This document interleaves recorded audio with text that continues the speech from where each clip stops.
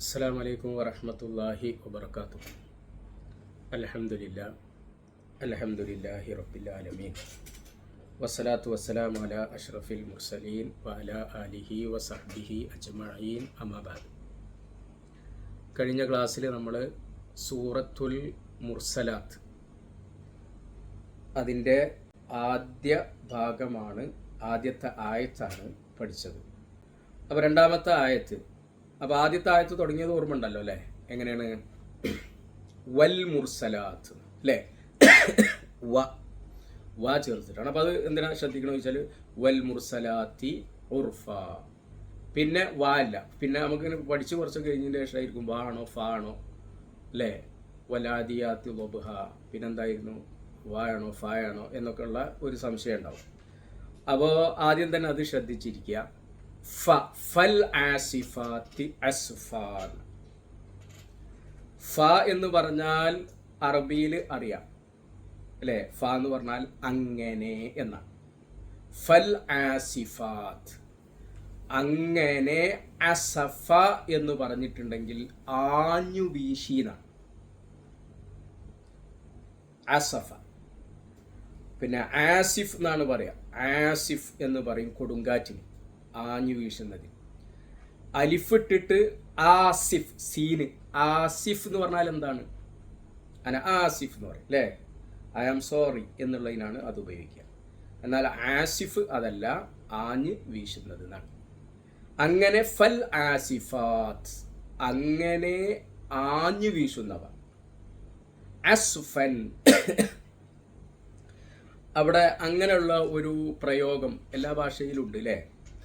ഇപ്പോൾ ഒരു ഫിഅല്, അതിൻ്റെ ഫാഇല് പറയുന്നു, എന്നിട്ട് അസ്ഫൻ എന്നുള്ള അതിൻ്റെ മസ്തർ അതിന് ശേഷം പറയാം. അസ്ഫ്, ആഞ്ഞു വീശൽ.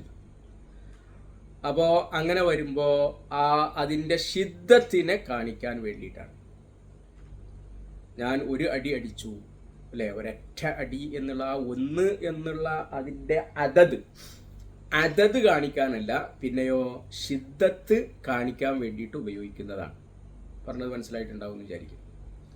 അങ്ങനെ ഫൽ ആസിഫാത്തി അസ്ഫ എന്ന് പറയുമ്പോൾ ശക്തിയായി ആഞ്ഞടിക്കുന്നവയും തന്നെയാണ് സത്യം. അപ്പോൾ ഇവിടെ നോക്ക്, ആദ്യം വൽ മുർസലാത്ത്. അപ്പോൾ പിന്നെ അവിടെ നമ്മൾ എന്തിനാണ് മുർസലാത്ത് എന്ന് പറഞ്ഞാൽ പ്രവാചകന്മാരാണ്, അതുപോലെ തന്നെ മലക്കുകളാണ് എന്നൊക്കെ അർത്ഥം പറഞ്ഞത്.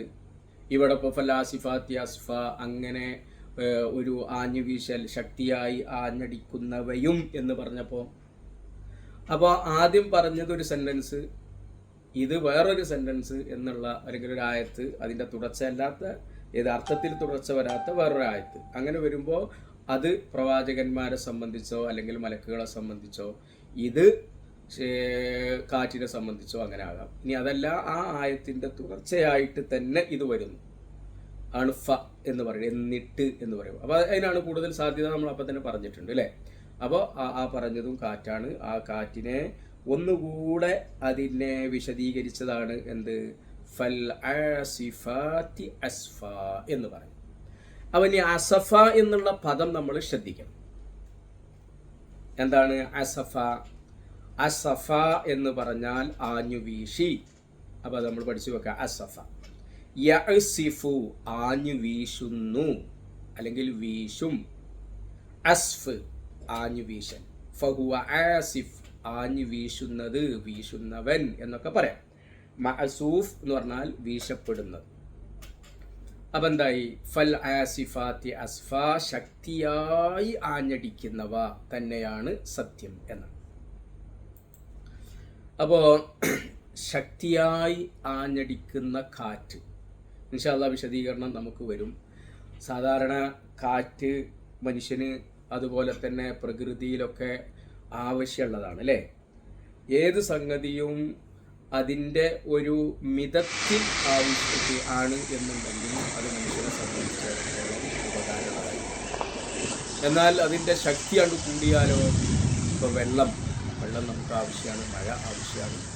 എന്നാൽ പോരാത്ത മഴ എന്ന് പെയ്യുന്നു ഒരാഴ്ച, അങ്ങനെയാണെങ്കിൽ ആ മഴ നമുക്ക് ഷർറായിട്ട് വരും. അതുപോലെ തന്നെ നല്ല ഒരു തെന്നൽ, ഇളം തെന്നൽ അല്ലേ, അതാവുമ്പോൾ മനസ്സിനും അതുപോലെ തന്നെ ശരീരത്തിനൊക്കെ കുളിർമയാണ് ഉണ്ടാകുക. അത് തന്നെ ശക്തി പ്രാപിച്ചാലോ അത് വലിയ നാശനഷ്ടങ്ങൾ ഉണ്ടാക്കുകയും ചെയ്യും. ഒമിൻ ഷെറിൽ നിന്ന്, അള്ളാഹു സൃഷ്ടിച്ചതിൽ നിന്നുള്ള ഷെറിൽ നിന്ന് നമ്മൾ രക്ഷ ചോദിക്കാറുണ്ട്. അപ്പോൾ അതാണത്. അപ്പോൾ ഇവിടെ ആഞ്ഞു വീശുന്ന വലിയ കൊടും കാറ്റ്, അസഫത്തി റീഹു എന്ന് കൊടുത്തത് നിങ്ങൾ ശ്രദ്ധിച്ചിട്ടുണ്ടാവൂലേ. ഇഷ്തദ്ദ ഹുബൂബുഹാദ, ആറ്റ് ആഞ്ഞു വീശുന്നു. അതിൻ്റെ ആ ഒരു വീശുക എന്നുള്ള പ്രക്രിയ കഠിനമായി അങ്ങനെ ആഞ്ഞടിക്കുന്നത് എന്നാണ്. أعوذ بالله من الشيطان الرجيم. بسم الله الرحمن الرحيم. والمرسلات عرفا فالعاصفات عصفا والناشرات نشرا فالفارقات فرقا فالملقيات ذكرا عذرا أو نذرا